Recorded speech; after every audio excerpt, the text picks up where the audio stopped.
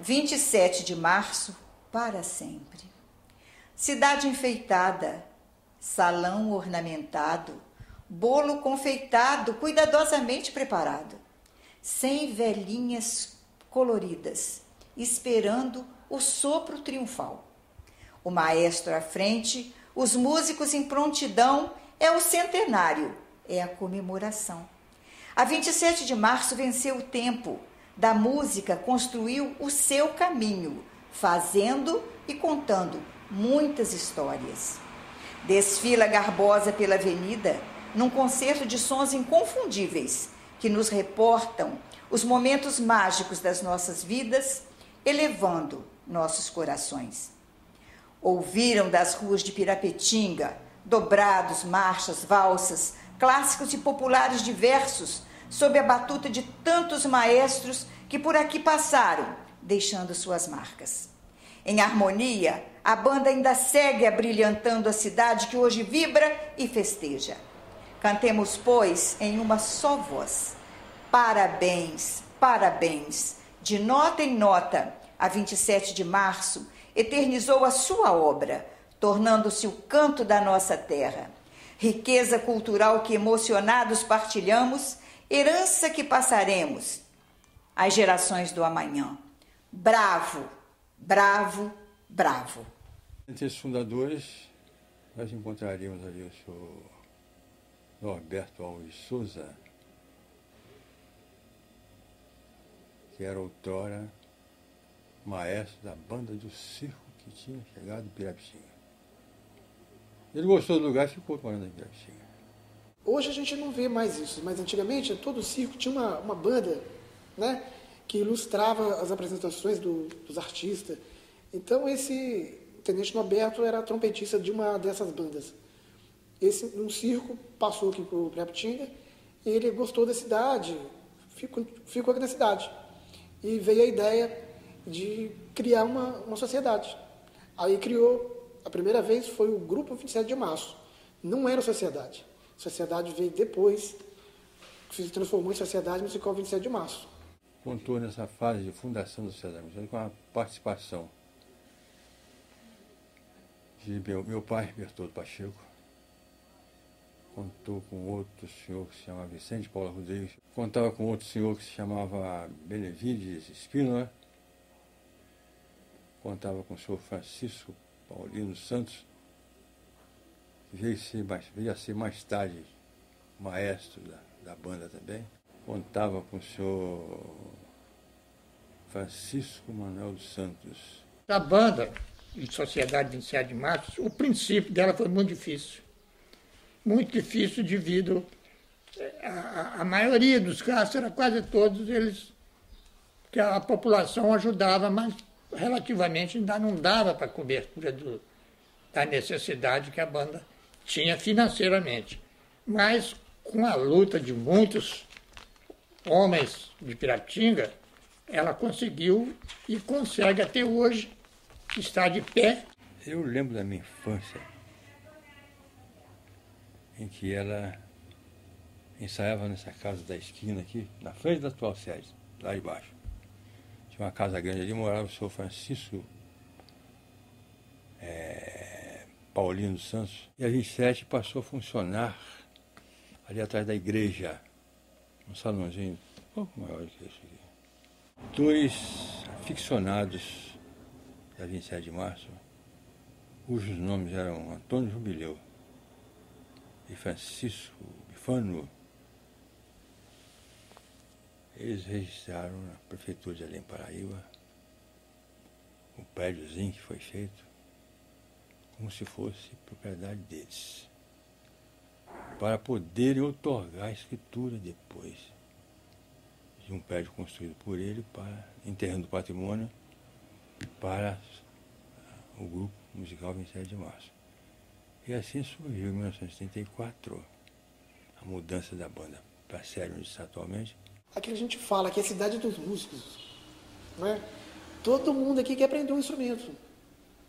E isso é muito bom para o maestro. Então a gente tem uma variedade de alunos, eles gostam, eles marcam para eles, vêm mesmo ensaiar, vêm aprender.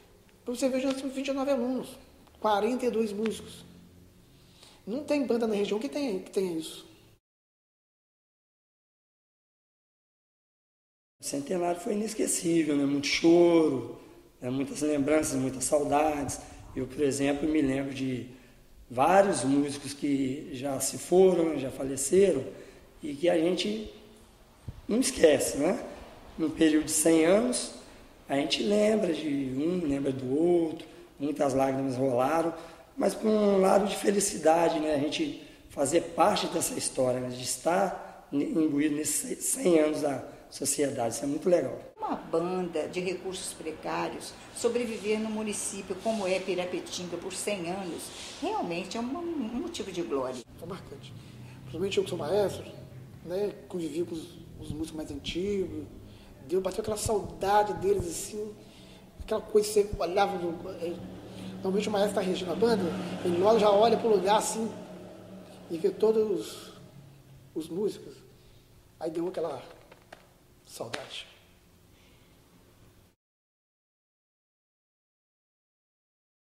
Quando nós inauguramos o programa A Lira de Chopotó na Rádio Nacional, isso foi em junho de 1956, e nós obtivemos um sucesso muito grande junto à administração da Rádio Nacional na época. Que eu lembro dessa 27 de março, nessa época eu não era nem músico ainda. Foi quando a banda foi tocar na Rádio Nacional no Rio de Janeiro, entendeu? Foi um período que a banda se destacou muito, que na época o maestro Arandi Carvalho, muito exigente, músico de muita competência, até um mínimo instrumento, se desse uma nota errada, ele parava a banda nos ensaios para corrigir. Tinha uma capacidade, uma coisa impressionante. E essa banda nossa foi na Rádio Nacional e fez uma apresentação de gala. Eu considero, para mim, foi lá na PUC, no Rio, né, na faculdade da PUC, a gente foi muito aplaudido lá, sabe, pelos alunos. Fomos realmente, assim, muito elogiados, de maneira, assim, diferente, né, porque quando a gente toca numa cidade, como eu posso dizer assim, uma tocada comum, né, de um passeio, a gente é aplaudido, bastante aplaudido, mas, assim, de maneira popular.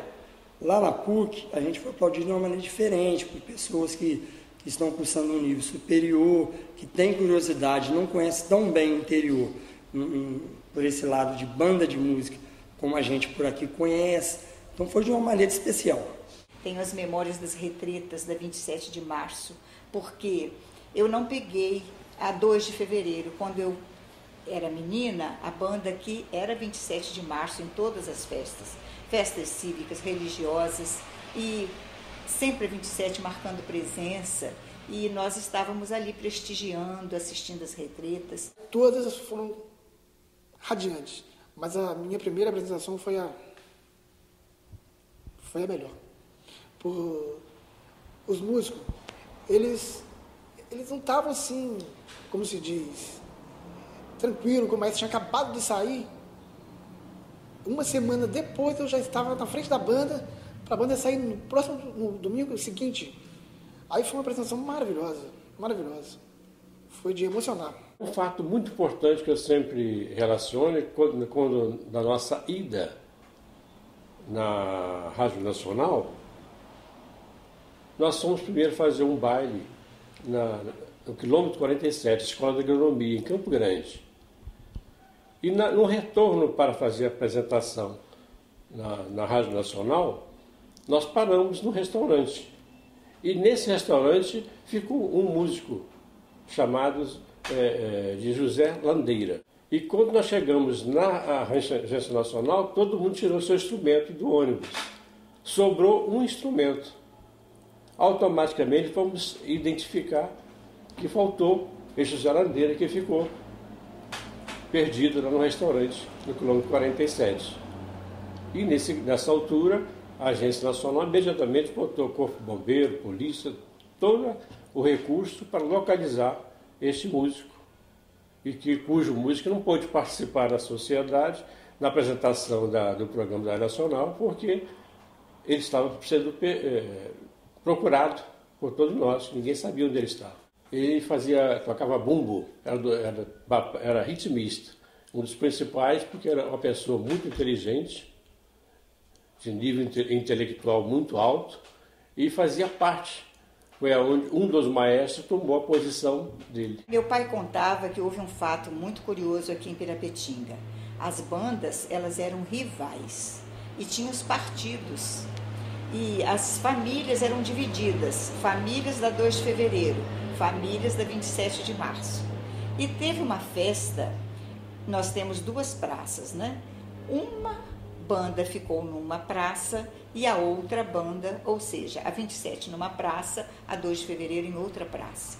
E começou a disputar em dobrados. A 27 tocava um, a 2 outro, a 27 um, a 2 outro, e até que se esgotasse repertório. E eles foram assim por toda a noite, sem esgotar repertório, e com muito brilhantismo e com a torcida. A 27 com a torcida, a 2 de fevereiro também com a torcida. Até que às 6 horas da manhã, o destacamento policial foi e deu por encerrada, mandou que os maestros recolhessem com os músicos às suas respectivas sedes, porque já não tinha condição de continuar aquela retreta durante o dia. Um dos acontecimentos interessantes para nós, porque eu estava naquela época com 13, 14 anos de idade.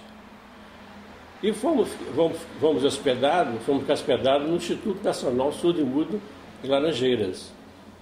E eles automaticamente, a diretoria do Instituto, nos solicitou para fazer uma apresentação da sociedade musical, transformada em orquestra, para fazer um baile para os surdos e mudos. Fomos muitos aplaudidos, né, pelas componentes do Instituto, devido à nossa apresentação. Antigamente perguntava-se quantas bandas estarão presentes na festa, de onde elas virão. De Campos é muito boa, hein? E Além Paraíba é uma banda muito preparar para ver, colocar-se diante da banda para ouvir os seus dobrados. Antigamente não existia nada completo se não estivesse presente a banda de música. Então, chegava a falar-se mesmo que não existia festa sem banda de música. A banda que ia na estação esperar o prefeito quando chegava, a banda que era convidada pelo comerciante maior do lugar, quando a filha dele se formava em professor normalista, a banda que era chamada para ir tocar na casa do senhor coronel, no aniversário da mulher, dele, da filha, no casamento de alguém. Então a banda era aquela coisa indispensável em todos os eventos relacionados à vida da comunidade, né? Com uns 11 anos, mais ou menos, eu comecei a apreciar a música. Aí, então, nossa banda da cidade, 27 de março, passava tocando seus lindos dobrados e eu me encantei. Foi dali, da 27 de março, que nasceu todo esse gosto meu, esse prazer, né? Digamos assim, é ouvir e crer, né? Foi quando eu ouvi a 27 de março tocar pela primeira vez que eu me apaixonei por música. Então tem uma ligação, né? Por ter visto e ouvido a banda de música da 27 de março que eu comecei a correr atrás dessa paixão minha, lutar por esse meu desejo. Eu estou aqui 2 anos. Quando eu vim para cá, eu mesmo não acreditava em mim, porque eu estava mais ou menos com 58 anos. E fui bastante ajudado pelo maestro João Batista. Ele me incentivou bastante, através do cunhadeiro, o Fabinho também.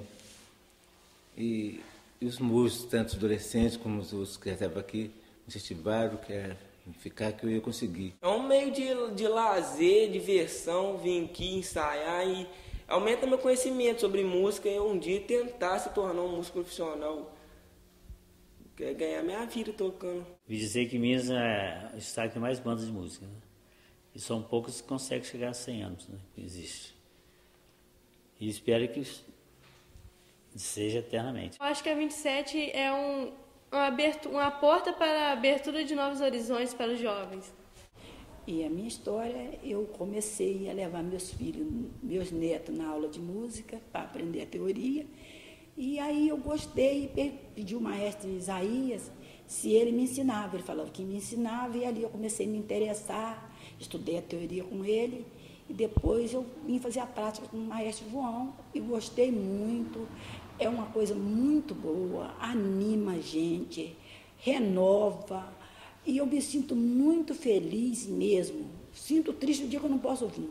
Quando eu estou na banda, meus problemas ficam tudo lá de fora.